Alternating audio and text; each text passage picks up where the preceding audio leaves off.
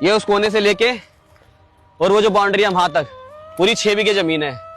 और हमारे पापा और चाचा के बीच में इसी 6 बीघे जमीन के ऊपर लड़ाई थी, ठीक है ना?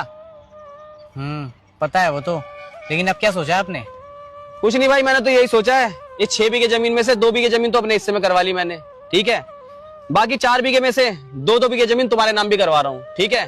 साइन मैंने कर दिए, पटवारी जी से बात कर ली है, कल सुबह तहसील जाना है, काम हो जाएगा। लो पकड़ो।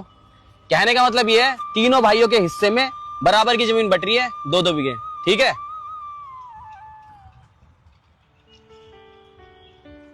लेकिन भैया इस जमीन के तो 2 हिस्सेदार है ना, ताऊ जी और पापा जी।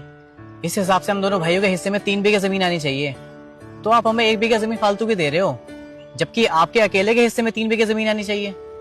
अकेले? मेरे भाई, इस अकेले शब्द से तो डर लगता है। अरे बचपन में माँ छोड़ के चली गई, तब मैं अकेला हो गया।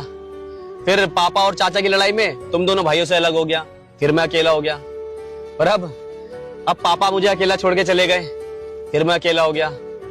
मैं बाकी की जिंदगी अकेला नहीं रहना चाहता मेरे भाई। तो ये जो लड़ाई की जड़ है ना, इस जड़ को ही खत्म कर देना चाहता हूँ। 1 बीघा जमीन फालतू ले लो, लेकिन मेरे भाई मैं बस इतना चाहता हूँ, तीनों भाई आपस में मिल के रहें, बस।